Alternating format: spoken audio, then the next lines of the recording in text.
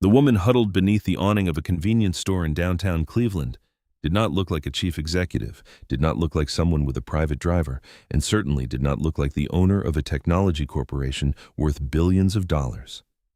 Her old brown coat was dark with rain, her shoes were muddy, her blonde hair was hidden beneath a frayed knit cap, and her hands were so cold she could barely close them.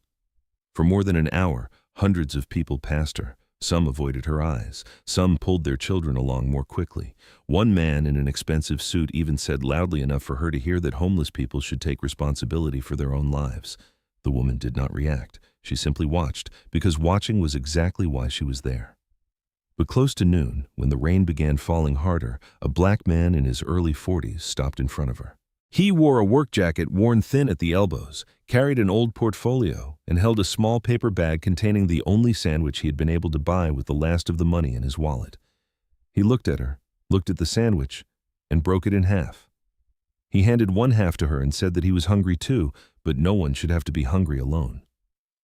12 hours later, that same woman would walk into an executive conference room wearing an expensive white suit and take the seat at the head of the table, while the man who had shared his last meal with her would stand before a hiring panel with his application marked, "Not a cultural fit." His name was Marcus Carter, a 40-year-old black single father, a former mechanical engineer, and that morning he had only $12 left. Marcus was not poor because he was lazy. He had once held a stable position at Easton Manufacturing, where he supervised automated production lines, owned a larger home, and had savings meant for his daughter's future. But 2 years earlier, the factory had closed after a corporate acquisition. More than 800 workers had lost their jobs, and Marcus had been one of them. His wife, Lena, had died from heart complications 3 years before that, leaving him to raise their 8-year-old daughter, Ava, alone. Since losing his job, Marcus had accepted every kind of work he could find: repairing air conditioners, installing heating systems, servicing warehouses, and making late-night deliveries, as long as he could still pick Ava up at 3:15 every afternoon. He had submitted more than 100 applications. Many employers admired his experience until they learned that his schedule had to allow him to take Ava to monthly asthma appointments. Some politely asked whether he had a reliable family support system. Others never called again. Grant Technologies was the best opportunity he had seen in months. The company was hiring an operations manager for a new medical device manufacturing facility. The position matched Marcus's experience, and the salary would allow him to pay off overdue rent and restore full health coverage for Ava. So that morning, he woke at 5, ironed the only light blue shirt he still owned that looked suitable for an interview, made breakfast, checked the inhaler in Ava's backpack, and drove his aging car through the rain to her school. Ava sat beside him holding a foam model of the solar system she had built for science class. She asked whether the interview would go well. Marcus told her he would do his best. She asked what would happen if they didn't hire him. He said he would try somewhere else. Ava was quiet for a moment, then said they would be foolish not to hire someone who could fix almost anything. Marcus smiled, though he knew there were some things no wrench or screwdriver could repair. After dropping her off, Marcus checked his wallet. $12. He put $5 of gas in the car, bought the cheapest sandwich in the store and a small bottle of water, and saved the remaining few dollars for a bus ride in case the car died again. He intended to eat on the way to the interview, but then he saw the woman beneath the awning. She sat too still, her lips pale, with no bag or belongings beside her. Marcus did not know who she was. He didn't ask. He stopped because, during the hardest years of his life, he had learned that kindness did not require a biography. The woman accepted half of the sandwich, but did not eat immediately. She looked at him and asked why he would share food when it was obvious he did not have much himself. Marcus said he had once believed that people with little could not help anyone, but later realized that people with little often understood best what it felt like to be forgotten. She asked where he was going. He said he had an interview.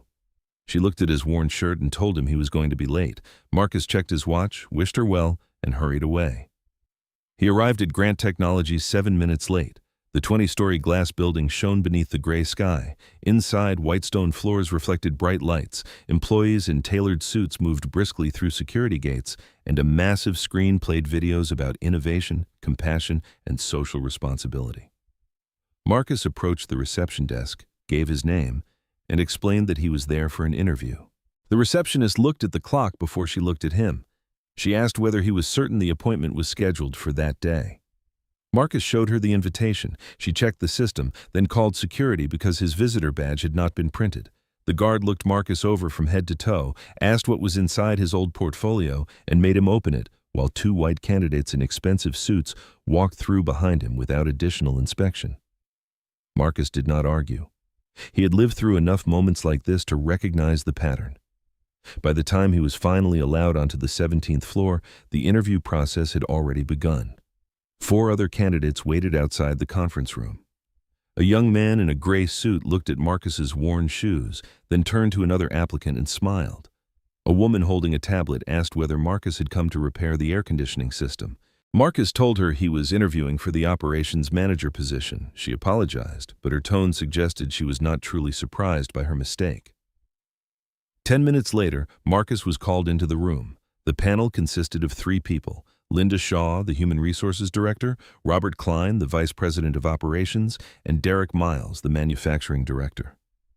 Linda opened the file and immediately asked about the 18-month gap in his resume. Marcus explained that his former plant had closed and that he had worked freelance jobs while searching for a position that would allow him to care for his daughter. Robert asked whether family responsibilities would interfere with overtime or unexpected travel. Marcus said he always completed his work, but he was also the only parent responsible for his daughter. Derek leaned back and said the role required someone who could be fully committed. Marcus replied that being a single father did not make him less committed. It had taught him more about discipline, responsibility, and the value of time than any management course ever could. Robert moved on to technical questions. That was where Marcus changed the entire tone of the room. He answered every question about production flow, identified a flaw in a maintenance diagram the company was currently using, and proposed a way to reduce downtime by nearly 12% without purchasing new equipment. Derek began asking harder questions. Marcus kept answering. Linda looked at Robert. Robert took notes. In the final scenario test, Marcus scored higher than every other candidate that day. But after he left the room, Robert said Marcus was not aligned with Grant's modern leadership image. Derek agreed that Marcus was technically strong, but lacked polish. Linda asked what polish meant. Robert said major clients, investors, and international partners needed someone who could represent the company. No one explicitly mentioned Marcus's race, his old clothes, or the fact that he was a single father. They did not need to. Words like image, polish, culture, and fit did the work for them. At the same time, Evelyn Grant was in a small hotel room nearby, changing out of the wet clothes and looking at the untouched half of the sandwich on the table.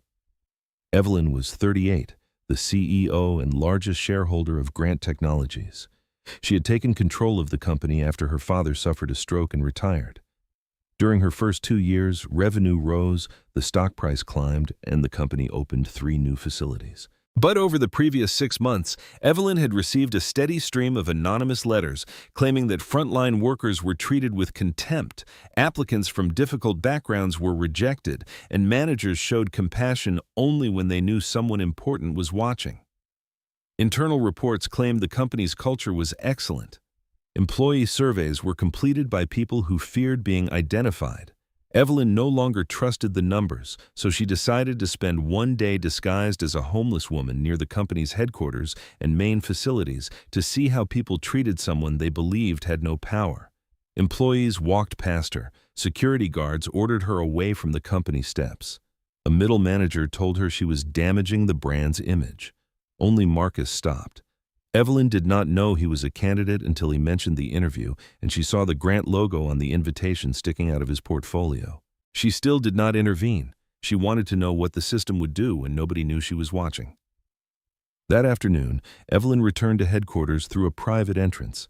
She wore a white suit, her hair neatly styled, and entered the executive conference room in complete silence. Robert Klein was presenting the final candidate list. He recommended Daniel Price, the young man in the gray suit who had laughed at Marcus's shoes. Daniel held an MBA, had 8 fewer years of relevant experience, and had scored far below Marcus on the technical assessment. Evelyn asked who had achieved the highest score. Robert said Marcus Carter. Evelyn asked why he had not been selected. Robert replied that Marcus had limitations in cultural fit and representational capacity. Evelyn asked for specifics. Robert said Marcus's appearance was not sufficiently professional, his employment history was unstable, and his family circumstances might interfere with flexibility. Linda remained quiet. Derek said Marcus had seemed slightly defensive when asked about his daughter. Evelyn took the half sandwich, still wrapped in a napkin, and placed it on the table. Everyone stared at it. She asked whether anyone recognized it. No one did. Evelyn explained that she had spent the morning sitting outside in old clothes while more than 100 people passed her. Some wore Grant employee badges. Only one person stopped, a man who was unemployed, raising a child alone, and had enough money for only one meal. He gave her half without knowing who she was. Robert began to argue that personal kindness did not equal leadership ability. Evelyn agreed. Then she projected the technical scores onto the screen, showing Marcus at the top in every major category. She asked if he was the strongest candidate and had shown the strongest character, what exactly had caused them to reject him. No one answered directly.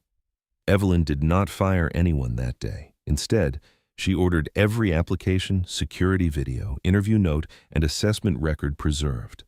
She wanted to know whether the panel had made one bad decision or whether the entire culture was broken. Meanwhile, Marcus left the building unaware of the meeting upstairs. He walked to the parking lot in light rain. His car would not start. He tried 3 times, then opened the hood. A security guard told him he was not allowed to perform repairs in the guest parking area. Marcus explained that the car had broken down. The guard said he would need to call roadside assistance or move the vehicle. Marcus could not afford roadside assistance. He used a short piece of wire to bypass a damaged connection, started the engine, and drove to Ava's school 12 minutes late. She stood beneath the entrance canopy with her teacher, holding her solar system model. When she saw him, she ran over. She asked how the interview had gone. Marcus said he thought he had done well. She asked whether they had hired him. Marcus said he did not know yet. He did not tell her about reception, security, the questions about whether he could truly commit to the job, or the expressions on the panel's faces when he said he needed to pick up his daughter. That night, Ava began to cough. At first it was mild. By midnight, she was struggling to breathe. Marcus used her inhaler, but it did not help enough. He took her to the emergency room. His temporary insurance carried a high deductible. The hospital staff told him he could receive a bill later, but Marcus already had 3 unpaid medical bills. He sat beside Ava's bed watching the monitor and thinking about the $12 he had possessed that morning.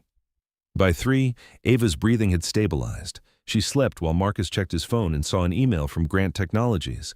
The subject line simply read, "Update regarding your application." He did not open it immediately. He had received too many polite messages that began by thanking him and ended by saying the company had selected another candidate. Finally, he opened it. The email requested that he return to the company at 10 the next morning to meet with the CEO. Marcus read it 3 times. He assumed there had been a mistake. The next day, he asked a neighbor to watch Ava and returned to Grant. This time, his name was waiting at reception. The guard addressed him as Mr. Carter.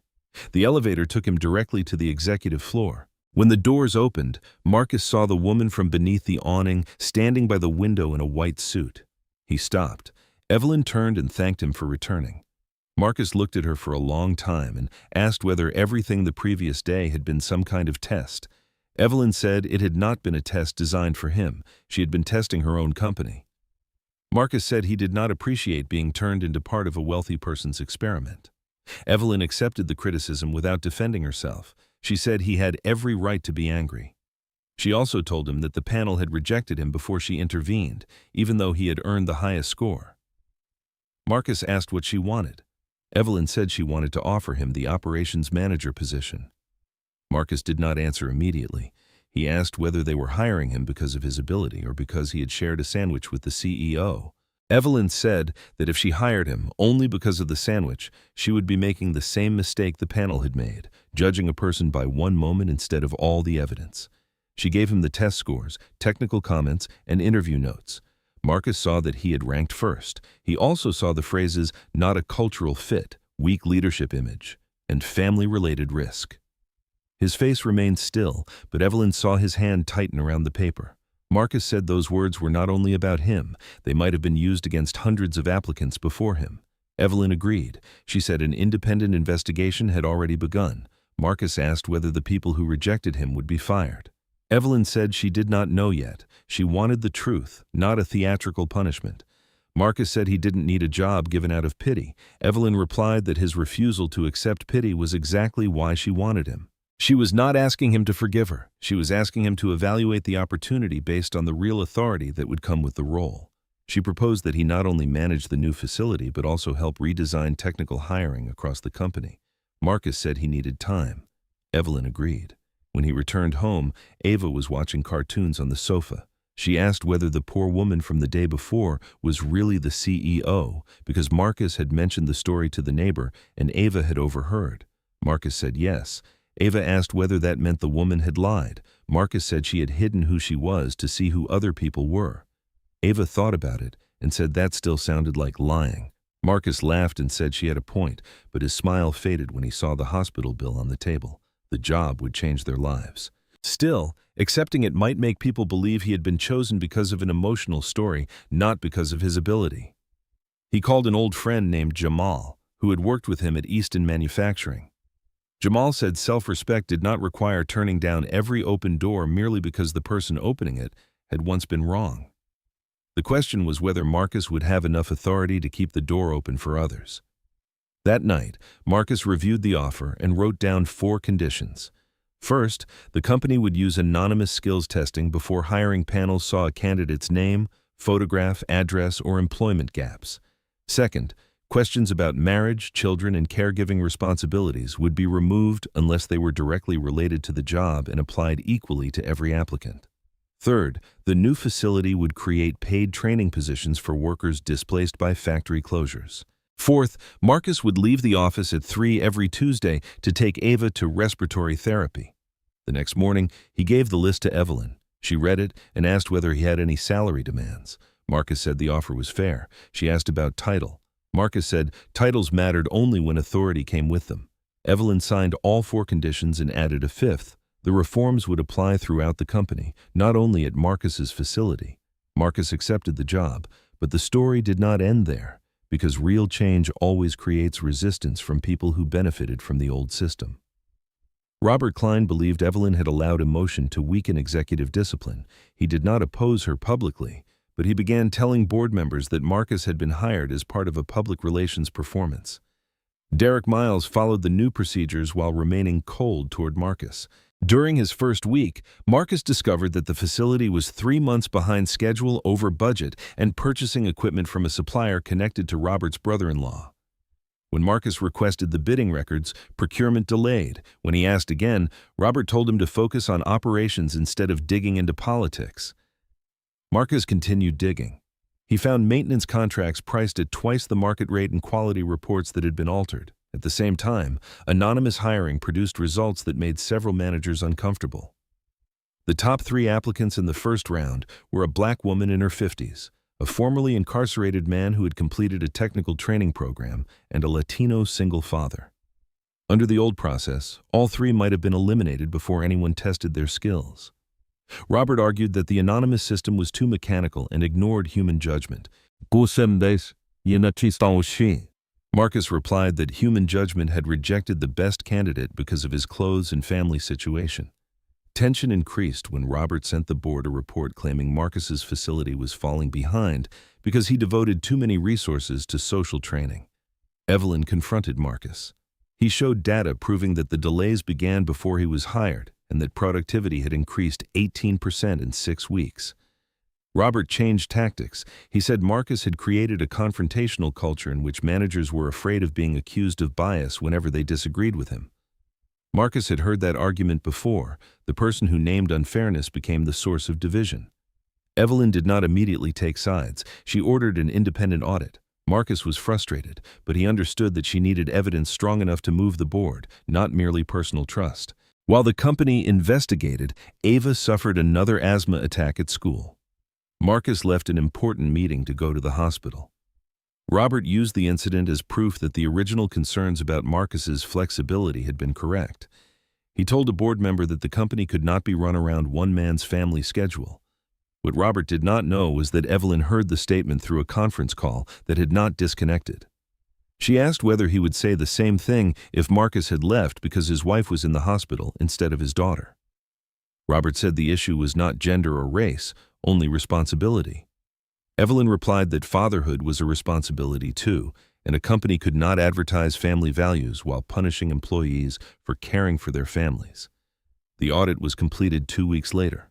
It showed that Robert had directed contracts toward a supplier connected to his family, received indirect consulting payments, and pressured recruiters to favor candidates with a client-facing image, a phrase repeatedly used to exclude older applicants, people of color, and candidates with employment gaps.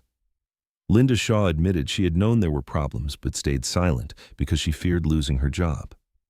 Derek admitted Marcus had been the strongest candidate, but that he had followed Robert's recommendation. At the board meeting, Robert fought back.